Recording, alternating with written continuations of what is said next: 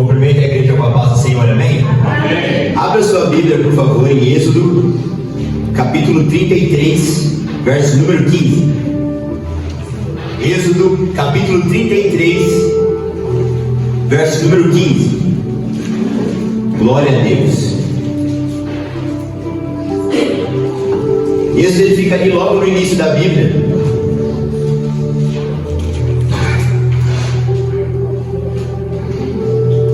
E nós vamos ler Êxodo 33, verso 15.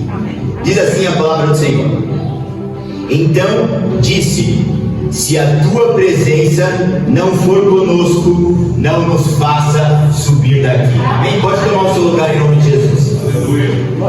Hoje o tema dessa mensagem é: se a tua presença não for conosco, não nos faça sair daqui. Muitos de nós, às vezes, na nossa loucura terrena temporal, a gente quer resolver, a gente quer fazer, a gente quer com o nosso próprio braço, com a nossa própria força, resolver todos os nossos assuntos, resolver todas as nossas causas. Mas nós vemos aqui na palavra de Deus o maior dos profetas, o profeta Moisés. E ele, a palavra nos mostra que ele olhou para o Senhor e ele falou: se a tua presença não for conosco, não nos faça subir daqui. E antes da gente adentrar na palavra, a gente tem que entender o contexto. O que estava acontecendo antes de Moisés falar isso para o Senhor. A Bíblia nos mostra em Êxodo, no capítulo 32, que o povo, ele tinha acabado de pecar. O povo de Israel, eles tinham acabado de pecar com o pecado da idolatria, de adorar os bezerros de ouro. É isso que o contexto da palavra nos mostra no capítulo 32. Moisés, ele está lá no monte com o Senhor, escrevendo os 10 mandamentos. Moisés está se santificando, Moisés está buscando, e o povo está lá adorando imagem. O povo está lá construindo bezerro de ouro. Agora você imagina um Deus que escutou o clamor de um povo, e um Deus que está tirando o povo da escravidão, levando o povo para a terra prometida, e nesse meio do caminho, agora o mesmo povo que ele tirou da escravidão, que ele está levando para a terra que manda leite e mel, esse povo está adorando uma imagem de escultura de um bezerro de ouro. A palavra nos mostra que o Senhor, ele ficou tão triste, Deus ficou tão chateado, Deus ficou tão magoado com aquilo que o povo fez, que Deus olha para Moisés e fala o seguinte: Moisés, esse povo vai chegar na terra prometida. Moisés, esse povo vai ter cumprido na vida deles o que eu prometi. Contudo, eu não vou. Meu Deus. O Senhor falou: eu vou mandar um anjo. O anjo vai adiante de vocês. O anjo vai guiar, o anjo vai mostrar o caminho. O que eu prometi eu vou cumprir. Vocês vão chegar lá, mas eu não vou. E aí foi nesse contexto que Moisés olha para Deus e fala: Senhor, se a tua presença não for conosco, não nos faça sair daqui. Moisés entendeu algo. Moisés entendeu que nada é mais importante do que a presença de Deus. Moisés entendeu que nada é mais importante do que a presença do Senhor. E nessa história tem algo que eu quero compartilhar com você. O porquê que Deus teve essa atitude de falar: eu não vou. Porque ele estava chateado, ele estava magoado, ele estava ferido com o pecado do povo da idolatria. E aqui tem uma lição que eu quero compartilhar com você. O que o pecado faz com o homem? E para te ensinar, com base nisso, o que o pecado faz com o homem, eu quero te mostrar a respeito de Jesus. A Bíblia nos mostra que Jesus, ele veio para a terra para nos salvar. Nenhum homem sofreu tanto nessa terra a não ser Jesus. Não há sofrimento terreno temporal comparado ao sofrimento que Jesus enfrentou por mim e por você. Tanto que a Bíblia fala que antes de acontecer com ele, antes dele se entregar, só de pensar no que ele ia viver, ele transpirou sangue, ele suou sangue. Então esse sangue não foi tão somente no momento ao qual ele estava passando, ou ele sabia, ele enxergava tudo aquilo ele já transpirou sangue. Então imagina a dor que ele passou. Contudo, se você for pegar a palavra, se você for pegar a Bíblia e pegar toda a trajetória de sofrimento de Jesus, ele sofreu tudo calado. Toda a dor que Jesus passou, toda a dor que Jesus enfrentou, tudo isso ele enfrentou calado, exceto em um momento.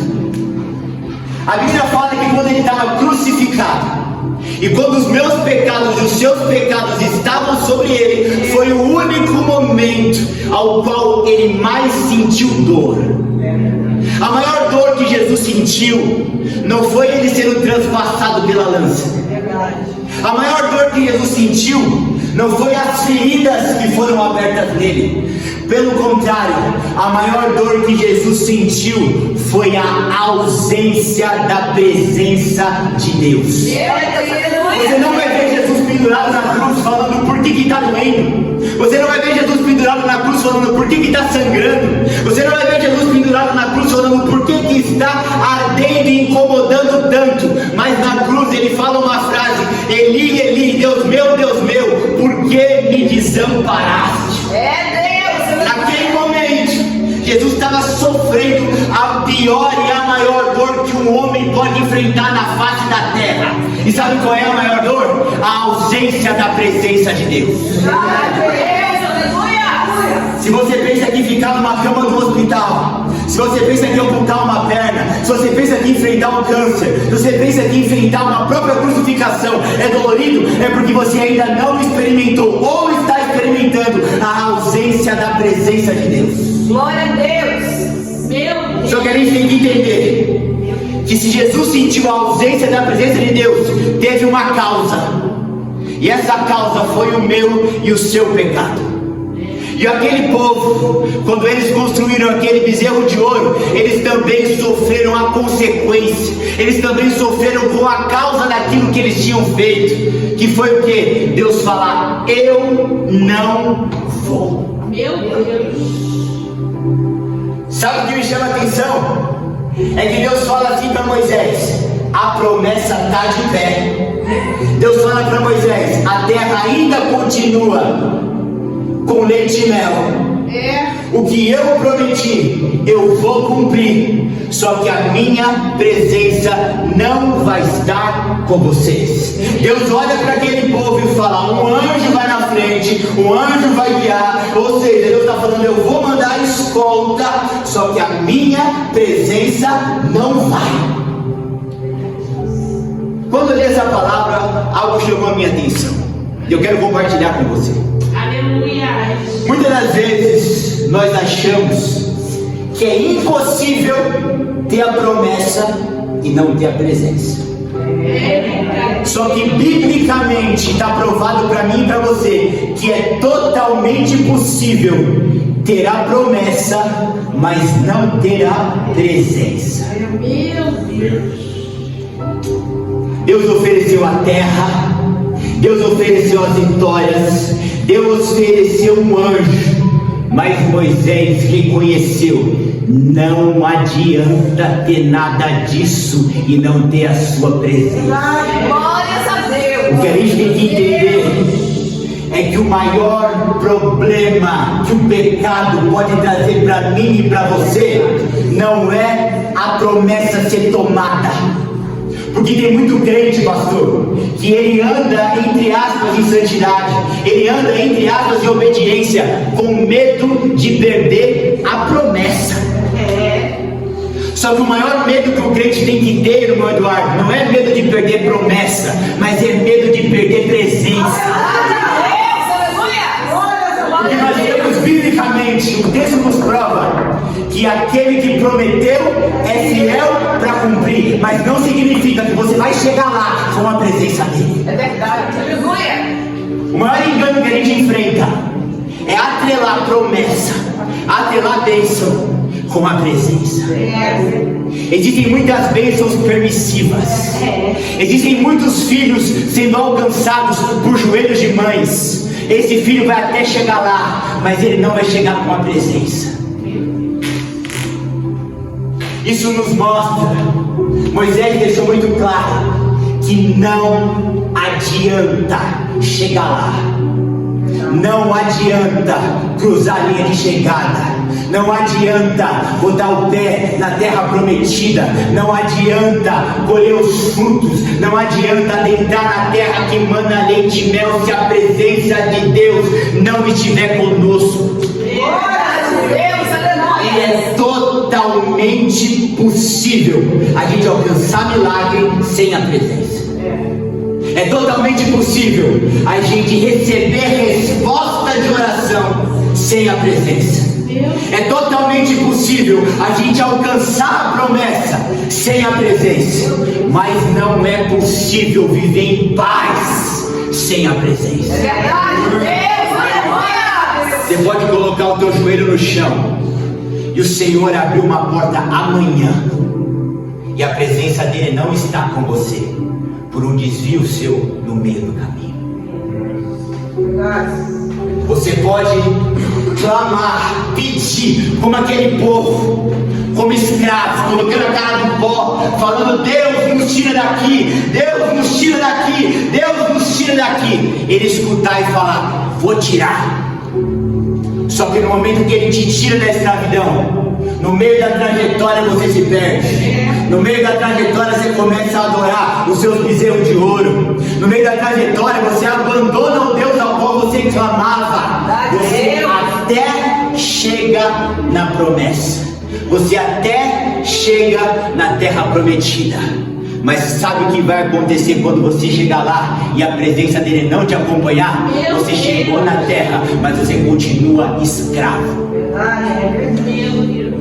Aí o questionamento que fica para mim e para você nessa noite é: o que nós estamos atrás? Estamos atrás da promessa ou estamos atrás da presença?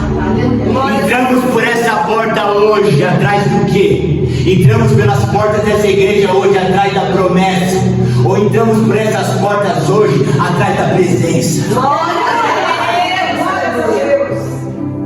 Moisés queria chegar na terra prometida. Os pés dele não puderam pisar. Ele só pôde contemplar com os olhos. Mas sabe por que Moisés olhou para o Senhor quando Deus falou que não ia?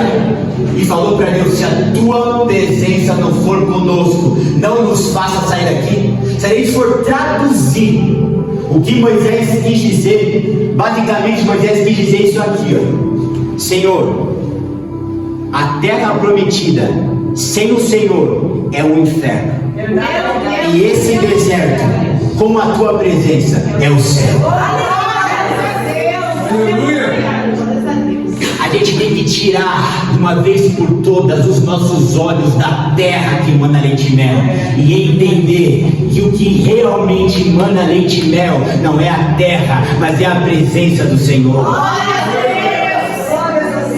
Quando o povo estava no deserto, nada faltou. Quando o povo estava no deserto, eles comiam as delícias. Quando o povo estava no deserto, eles comiam as codornizes. Quando o povo estava no deserto, eles clamaram por carne. Deus falou: é carne que vocês querem? Então vocês vão comer carne. A Bíblia diz: até sair pelo ouvido. Porque nunca foi sobre aonde eu estou, mas foi a presença de quem eu estou. Nunca foi aonde eu vou chegar, mas sempre foi a presença de Deus que me acompanha. Israel tinha que entender que nunca foi sobre terra prometida, sempre foi sobre a presença. O que a gente precisa entender e precisa ficar claro para nós é que o maior privilégio de Israel não era a terra, não era o leite, não era o mel, não era o anjo que ia à frente, mas era o próprio Deus caminhando com eles. Porque se você tem o próprio Deus caminhando com você, mesmo que você não saiba para onde você vai, você não está perdido. Mas se você não tem a presença do Deus de Abraão, Isaac e Jacó com você, você pode estar no local que você sempre sonhou e ainda está perdido. É por isso que a gente vê uma família humilde, comendo um arroz, e olhe lá quando tem um ovo cheio da presença de Deus, chora, dá glória a Deus, vive o melhor da terra. Em contrapartida, a gente vê uma mansão multimilionária, onde ele só tem dinheiro, mas eles não têm a presença do Deus de Abraão, Isaac e Jacó. Ele está com vazio por dentro, procurando uma arma para tirar a própria vida. Porque não é sobre o que eu tenho, é sobre quem eu carrego. Não é sobre a promessa que eu carrego, é sobre a presença que eu carrego. Aleluia! Glória a Deus! Moisés entendeu que se eles chegassem na terra prometida sem a presença de Deus, não ia ter festa, ia ter luto. Moisés entendeu que se eles fossem sem a presença de Deus, eles até chegariam na terra que manda leite e mel, mas sem a presença de Deus, o fruto não ia ter o mesmo gosto, a água não ia ser tão clara, porque o Deus que nós servimos lá no deserto, ele transforma água amarga em água doce. Você não precisa de terra prometida não, irmão. Você não precisa de terra prometida não, irmão. Você precisa da presença de Deus. É a presença de Deus que nós carregamos, que nos faz viver um milagre no deserto. Aleluia! É a presença de Deus que nós carregamos, que nos faz viver um milagre na terra prometida. Mas tira a presença dele para ver. É verdade. Tira a presença dele para você ver. Meu Deus! E tem algumas lições espirituais sobre esse texto. A primeira delas é: a presença, ela vale mais do que tudo. Aleluia! Glória a Deus! Nós vemos o rei Davi. Nós vemos quem? O rei Davi. Davi, ele tinha do bom. Davi, ele tinha do melhor. Davi se assentava nos palácios. Davi tinha tudo aos seus pés. Sabe o que ele escreveu no Salmo 84:10? Melhor é um dia nos teus atos do que 1000 fora deles. Aleluia! Davi entendeu que o melhor dessa terra era a presença de Deus. É por isso que Davi fala: muito mais vale, Senhor, um dia nos teus atos do que 1000 dias em outro lugar. É que você ainda não entendeu isso. É que você ainda está muito cego pelos teus problemas. É que você ainda está muito cego pelas suas lutas. É que você ainda está muito cego com as suas aflições. E você está com os teus olhos no teu problema.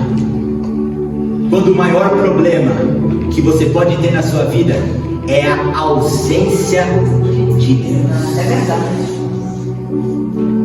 Porque se nós temos a presença, colocamos a mão e Ele faz, está tudo resolvido. É, glória a Deus. Contudo, se nós temos a presença, colocamos a mão e Ele não faz, também está tudo Glória, resolvido. aleluia. Porque não é sobre o resultado, é sobre a presença. Aleluia. Glória a Deus. É melhor morar num local humilde, mas cheio da presença, do que num palácio sem a presença. É melhor pegar um ônibus, andar de bicicleta, cheio da presença, do que com um carro importado sem a presença. Porque você pode ter tudo, só que se você não tiver a presença, você não tem nada. Só que nós gastamos tempo orando por promessa. Nós gastamos tempo orando pela terra prometida.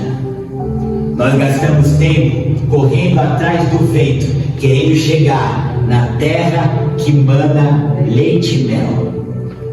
Quando se nós tivermos a presença, no deserto não falta nada. Glórias a Deus. E por que no deserto não falta nada?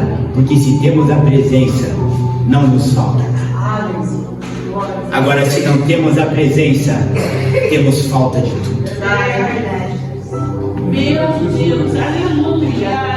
A gente consegue entender que conquistar sem Deus é perder. Olha o que a Bíblia nos mostra no Salmo 127:1. Se o Senhor não edificar a casa, em vão trabalham os que a edificam. É isso que Moisés está olhando para Deus e está falando: o quê? Eu vou chegar naquela terra sem a tua presença? Se o Senhor não for comigo, eu nem saio daqui. Porque Moisés entendeu que se o Senhor não edificar a casa, em vão trabalham os que a edificam. O que adianta Israel chegar lá na terra que manda leite e mel, um olhar para a cara do outro, ter tudo, mas não ter Deus? Tem comida boa? Tem. A árvore é boa? É. A terra é boa? É. O que você planta dá aqui? Mas a estação, não importa a estação. É irrigado por baixo, é irrigado por cima. O local é incrível. Mas cadê a presença? Não tem. Ou seja, um local, ainda que tenha tudo, irmã Laura, é um local árido. Um local, ainda que tenha tudo em fartura, é um local seco. Meu Deus. Porque o que faz a comida ter sabor, parece até romântico isso que eu estou te falando, mas é real. O que faz a comida ter sabor é a presença. O que faz a água trazer refrigério é a presença. O que traz o calento para mim e para sua alma é a presença. Aleluia. Nós temos que nos considerar, como a Bíblia diz, mais do que vencedores. A Bíblia não fala que nós iremos vencer. A Bíblia fala que nós já somos mais do que vencedores, se nós tivermos a presença. Se você tem a presença, não tem porta fechada. E se a porta fecha, a presença dá um jeito. Se você tem a presença, nada te falta. E se alguma coisa faltar, a presença dá um jeito. A nossa ficha precisa cair, igreja. Que a gente gasta muito tempo de joelho querendo chegar em algum local. A gente gasta tempo de joelho e o emprego que ele abriu hoje não tá bom, eu quero outro. A casa que ele deu hoje não tá bom, tem que reformar, tem que trocar. O carro que ele deu não tá bom, tem que subir outro. Por que a gente está sempre atrás de algo? Porque se não tem a presença, está sempre faltando alguma coisa. Se não tem a presença, a gente está sempre dando falta.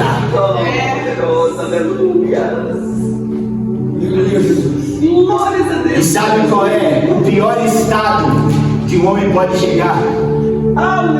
É quando ele não sente mais a presença. Quando Davi peca, Davi se prostra. Quando Davi peca, Davi se joga no chão. E Davi fala para Deus: você pode pegar esse reino aqui, você arranca tudo de mim, mas não tira de mim o seu espírito. Agora Saul foi diferente. Quando Saul peca, Saul pensa no reino. Quando Davi peca, Davi pensa na presença. Os dois eram reis, os dois tinham os mesmos acessos, os dois viviam sentados no mesmo trono, cada um na sua época, mas um era rico e o outro era pobre. Eles viviam com os mesmos criados, talvez não por conta da época. Eles dormiam nos mesmos aposentos. A coroa passa de um para outro. Só que um tinha presença e o outro não. nós vemos que um rei era rico e o outro rei era miserável. Nunca foi sobre o palácio, sempre foi sobre a presença. E aí, para fechar a palavra, eu quero trazer para você alguns exemplos bíblicos de homens que carregavam a presença. Quando nós vemos em Gênesis, a Bíblia nos mostra José. José no palácio governa porque tem a presença. José na cadeia governa porque tem a presença. Se você carrega a presença, não importa o ambiente que você está. Se você carrega a presença, não importa o local que você está. Agora, ai de José, se ele não tem a presença. Um pouco mais para frente, nós temos o rei Davi, que eu acabei de falar para você. Mais do que o trono, ele não queria perder o Espírito de Deus, porque ele entendeu que o que vale é a presença. A Bíblia nos mostra alguns jovens. Alguns estudiosos mostram que a grande maioria dos discípulos, quiçá, nem 18 anos de idade eles tinham. A Bíblia nos mostra que esses jovens aos quais o Senhor escolheu, os 12, além de alguns, a grande maioria ser menor de idade, eles não tinham letra nenhuma.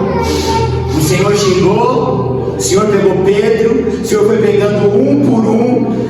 Nenhum deles tinha anel de teologia, nenhum deles tinha seminário, nenhum deles tinha nada, eram homens iletrados. Só que nós vemos que depois de Atos 2, Pedro prega e mais de 5.000 almas aceitam o Senhor. Nós vemos 12 jovens, menores de idade. Sabe por que a gente está aqui hoje? Porque eles começaram lá atrás. Sabe como que essa palavra veio passando de geração, ano após ano? Pela presença. E eu quero fechar essa mensagem deixando claro para você: se você precisa pedir algo, peça pela presença. Nós não sabemos o que pedir. A Bíblia fala que nós não sabemos orar como convém, mas é o Espírito Santo que intercede por nós com gemidos inexprimíveis. Então por que a gente gasta tanto tempo pedindo, sendo que a gente nem sabe pedir? A lógica é muito mais fácil gastar tempo pedindo a presença. Porque quanto mais a presença a gente carrega, a presença ela começa a transformar a minha e a sua vida área por área. Talvez você chegou aqui nessa noite querendo uma resposta. E sabe onde que está essa resposta? Na presença. Talvez você chegou aqui nessa noite querendo uma porta aberta. Sabe onde está essa porta? Na presença. Talvez você chegou aqui nessa noite clamando por um escape. Sabe onde que está esse escape? Na presença. A gente tem que entender que a presença resolve tudo. E a ausência da presença nos torna miseráveis.